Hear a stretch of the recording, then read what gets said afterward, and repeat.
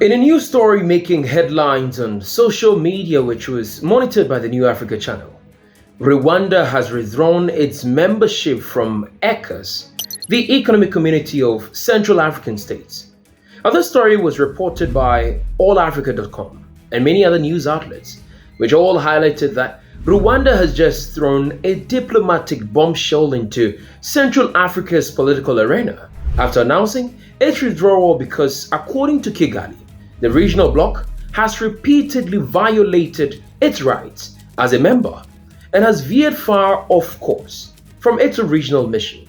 But it's just about some bureaucratic snarl. Or is there a deeper geopolitical storm brewing underneath? Let's start with what went down. Rwanda was supposed to assume the rotating chairmanship of ECCAS during the 26th Ordinary Summit held in Malabo, Equatorial Guinea. Now, this wasn't just a ceremonial title.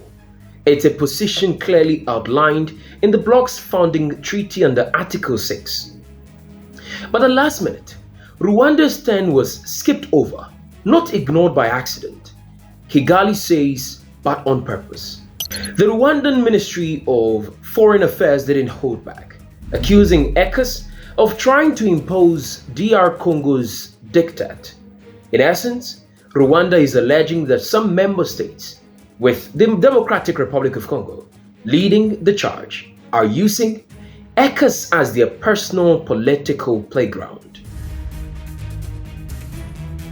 Now, that was the final straw. Rwanda pulled the plug, saying it saw no reason to maintain its membership in an organization whose functioning is now contrary to its principles and even its usefulness. They even reminded the world that this isn't the first time they've been sidelined. Rwanda was previously excluded from the 22nd summit held in Kinshasa under DR Congo's leadership. They protested back then, too, writing to the African Union and warning that ECCAS was drifting away from its own rules. But nobody listened, Rwanda claims. So this time, they are walking away. Bold move or diplomatic disaster in the making? To understand just how dramatic this fallout really is, we need to zoom out and look at the simmering, long-standing feud between Rwanda and DR Congo. Why are these two neighbors constantly at odds? Now, the tension primarily centers on the conflict in eastern DR Congo, an area ravaged by armed groups and rebel factions, most notoriously the M23 rebels. The Congolese government, backed by heavyweights like the United States and France, has accused Rwanda of supporting M23 fighters. A United Nations expert report even went as far as to claim that 4,000 Rwandan troops were fighting alongside M23 rebels in the eastern provinces. Now, that's not just an allegation. That's a full-blown international scandal. But Rwanda has flatly denied these accusations. Kigali insists its troops are stationed near the border solely to protect its own citizens and stop the conflict from spilling over into its territory. So who is telling the truth? And more importantly, can peace ever be achieved if both countries are locked in a blame game with no end in sight? What's really stirring the pot is that Rwanda and DR Congo are supposedly working on a US-mediated peace plan, rumored to be signed later this month. This ECCAS debacle suggests that the road to peace may be paved with landmines. At the Malibu summit, ECCAS leaders reportedly went as far as to accuse Rwanda of aggression and called for an immediate withdrawal of its troops from Congolese soil. Equatorial Guinea was asked to remain chairman to the detriment of Rwanda, making it clear that Rwanda's influence within ECCAS has all but vanished. From Rwanda's perspective, this is about much more than just losing a leadership post. It's about credibility, sovereignty, and the right to be treated fairly in a regional alliance that, by all appearances, seem to have taken sides.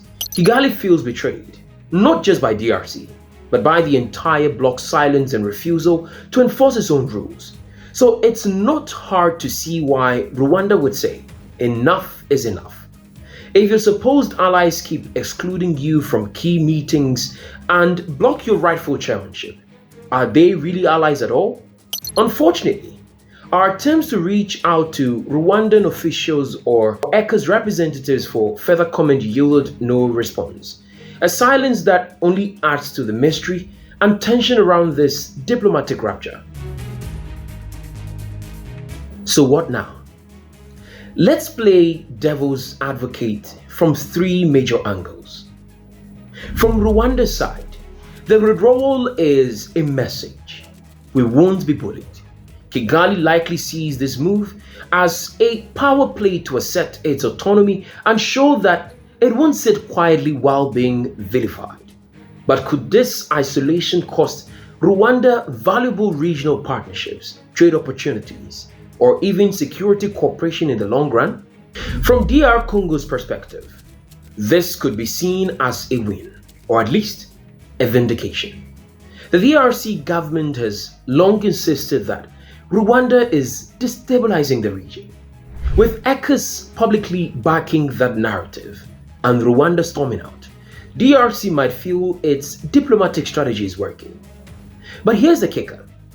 If ECCAS becomes a bloc where only one narrative is allowed to dominate, does it still have the legitimacy to mediate conflicts and foster integration? And finally, what about ECCAS itself? Rwanda's exit is not just a loss of a member state, it's a reputational hit. The bloc was created in 1983 to promote peace, cooperation, and economic integration in Central Africa. If it's now perceived as being manipulated by internal power struggles, how many more exits will follow?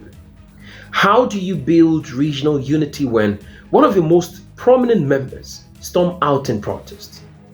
The real impact of Rwanda's departure might not be felt immediately, but it could chip away at ECOWAS's credibility and effectiveness.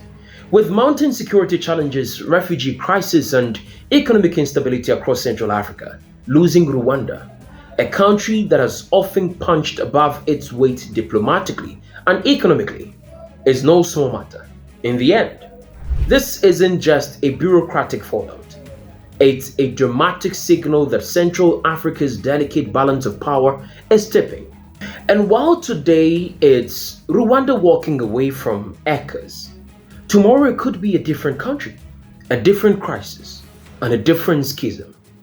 So the real question might not be why did Rwanda leave, but what happens to Central Africa when its leaders stop trusting the very institutions meant to hold them together? Your perspective matters. What do you make of Rwanda withdrawing from the ECCAS bloc over its role with Congo? Share your thoughts and insights in the comment section below. If you like this video, be sure to subscribe to the New Africa channel and turn on the notification bell so you don't miss any of our informative future videos. Stay informed, stay engaged, and thank you for watching.